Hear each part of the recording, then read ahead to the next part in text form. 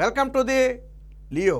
పాపం రాష్ట్రంలో ఏ తల్లికి రాకూడని కష్టం ఈరోజు విజయమ్మకు వచ్చింది. విజయమ్మ అనగానే మొట్టమొదట గుర్తొచ్చే పేరు రాజశేఖర్ రెడ్డి, అలాగే జగన్మోహన్ రెడ్డికి షర్మిలకి కూడా తల్లి.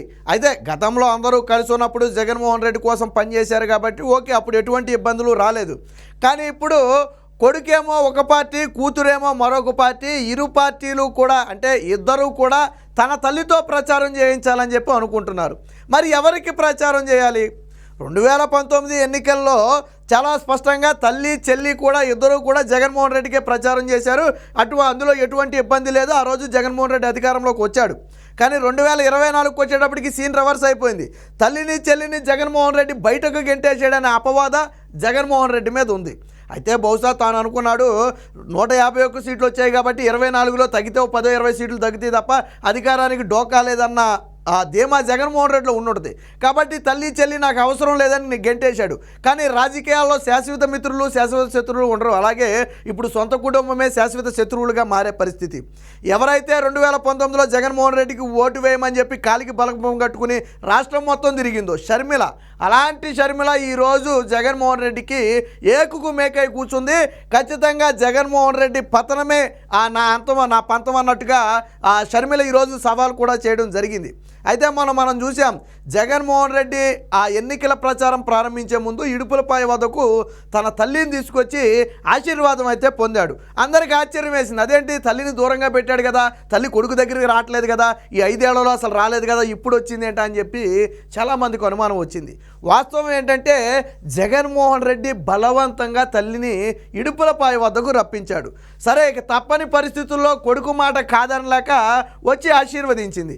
దాన్ని జగన్మోహన్ రెడ్డి సోషల్ మీడియాలో విశ్వ ప్రచారం చేసుకున్నాడు. తల్లి ఆశీస్సులతో బయలుదేరిన జగన్మోహన్ రెడ్డి అని. సరే, అక్కడి వరకు బాగానే ఉంది. కానీ జగన్మోహన్ రెడ్డి ఎన్నికల ప్రచారం కూడా చేయాలని కోరాడట. ముఖ్యంగా కడప ప్రాంతంలో అవినాష్ రెడ్డి ఎంపీగా పోటీ చేస్తున్నాడు. పులివెందుల నుంచి జగన్మోహన్ రెడ్డి పోటీ చేస్తున్నాడు, మనందరికీ తెలుసు. సో రాష్ట్రం మొత్తం చేయకపోయినా కడపలో నా కోసం ప్రచారం చేయాలని చెప్పి తల్లి మీద ఒత్తిడి తీసుకొస్తే తల్లి చేయలేని పరిస్థితి. ఎందుకంటే అటు కూతురిని కాదనలేని పరిస్థితి, ఇటు కొడుకును కాదనలేని పరిస్థితి.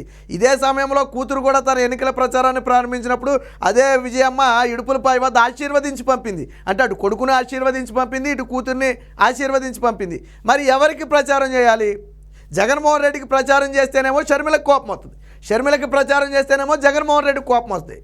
కాబట్టి ఏం చేయాలో తెలియక విజయమ్మ తీవ్ర మానసిక వేదన అనుభవించింది.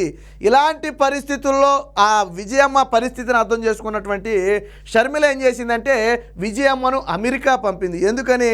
ఇక్కడ నాకు ప్రచారం చేయకపోయినా పర్వాలేదు, నువ్వు ప్రచారం చేయకపోయినా నా ప్రచారం నేను చేసుకుంటాను, నా పాటలయ్యా నేను పడతాను, కానీ అన్నకు మాత్రం నువ్వు ప్రచారం చేయొద్దు. ఎందుకనంటే నేను వివేకాను చంపిన హంతకులకు శిక్ష పడాలని ఇక్కడ పోరాటం చేస్తున్న సమయంలో నువ్వు గన జగన్మోహన్ రెడ్డి అంటే అన్నకు గన ప్రచారం చేస్తే ఖచ్చితంగా వివేకానంద రెడ్డికి మనం ద్రోహం చేసినట్టే, సునీత కుటుంబానికి మనం ద్రోహం చేసినట్టే.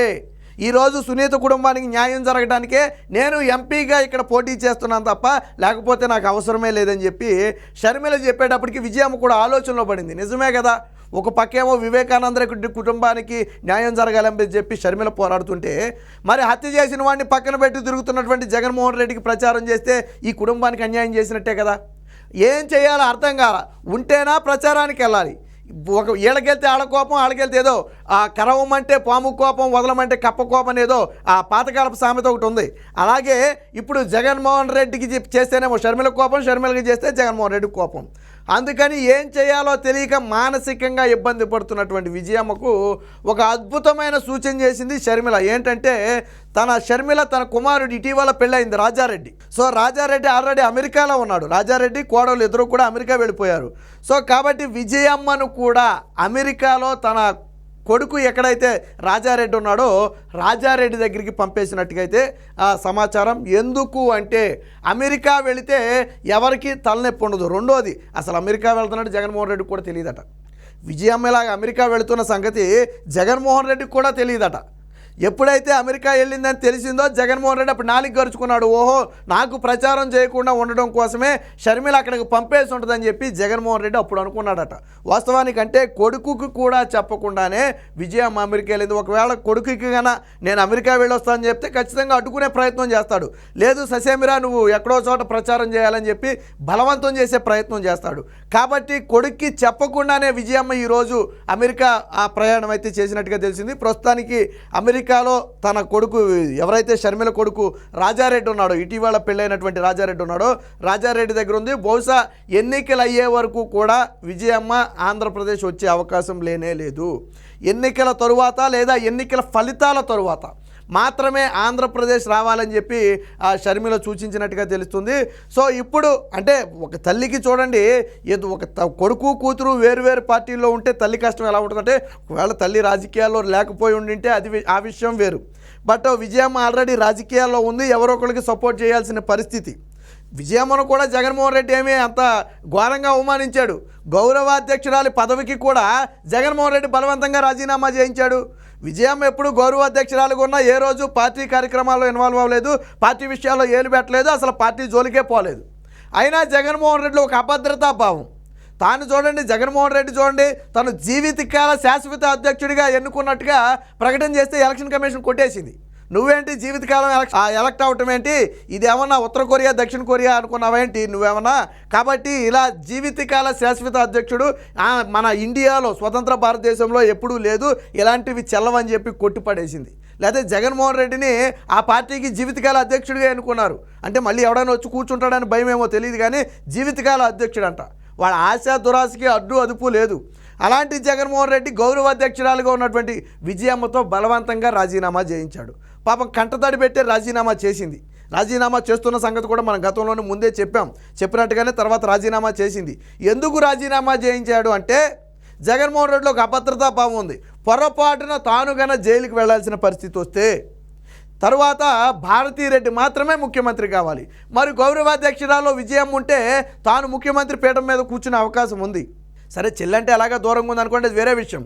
కానీ రేపు చెల్లి చక్రం తిప్పి ముఖ్యమంత్రి పీఠం మీద ఆ విజయమ్మను కూర్చోబెడితే అందుకని ఏం చేయాలి, ముందు గౌరవ అధ్యక్షురాలి పదవి నుంచి తొలగించాలి. అందుకని ఒక పార్టీ ప్లీనరీ సమావేశంలో అనుకుంటా విజయమ్మను తీసుకొచ్చి ఆ గౌరవ అధ్యక్షురాల పదవికి కూడా రాజీనామా చేయించాడు.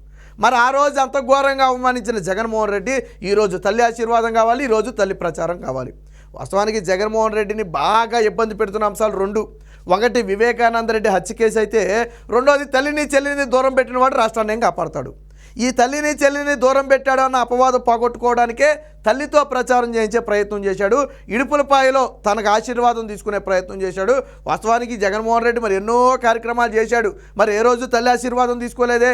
ఈవెన్ చివరికి విజయమ్మ పుట్టినరోజు నాడు జగన్మోహన్ రెడ్డి కనీసం విశేష కూడా చెప్పలా. గతంలో ఎప్పుడూ కూడా సోషల్ మీడియాలో తల్లికి విషయం చెప్పేవాడు, కానీ విజయమ్మ పుట్టినరోజు నాడు కనీసం విషయం చెప్పలేదు, విజయమ్మ దగ్గరికి వెళ్ళలేదు. అలాగే విజయమ్మ ఎప్పుడు జగన్మోహన్ రెడ్డి పుట్టినరోజుకు కూడా ఎప్పుడూ రాలేదు. ఈ 5 ఏళ్లలో ఎప్పుడూ రాలా. కొడుకు ఆశీర్వదించడానికి ఎప్పుడు కొడుకు దగ్గరికి రాలా. ఫోన్ చేసి ఏమన్నా చెప్పిందో లేదో మనకైతే తెలియదు, కానీ ఎప్పుడు రాలా. అంటే వారిద్దరి మధ్య ఎంత వైరం ఉందంటే మరి ఈరోజు సడన్గా ఎన్నికలు వచ్చేటప్పటికి తల్లి కావాల్సి వచ్చింది. ఎందుకనంటే ప్రతిపక్షాలు కానివ్వండి, సొంత చెల్లి కానివ్వండి, తల్లిని చెల్లిని తరిమేసిన వాడు రాష్ట్రానికి ఏం న్యాయం చేస్తాడని చెప్పి ఆ మాటలు అంటుంటే అవి ప్రజల్లోకి బలంగా పోతున్నాయి. నిజమే కదా, విజయమ్మను షర్మిల తరిమేశాడు కదా, అలాంటి వాడు మనకేంటి చేసేది అనే ఒక భావన రాష్ట్ర ప్రజల్లో వచ్చింది. ఆ భావన పోగొట్టుకోవడానికే విజయమ్మ మీద ఒత్తిడి తెస్తే షర్మిల మాత్రం చాకచక్యంగా ఈరోజు విజయమ్మనైతే అమెరికా పంపేసింది. కొడుక్కి కూడా చెప్పకుండా విజయమ్మ అమెరికా వెళ్ళడానికి ప్రధాన కారణం ఎన్నికల ప్రచారం నుంచి తప్పించుకోవటానికే. షర్మిలకు చేయకపోయినా షర్మిలేం బాధపడదు, కానీ జగన్మోహన్ రెడ్డికి ప్రచారం చేయకపోతే జగన్మోహన్ రెడ్డికి కోపం.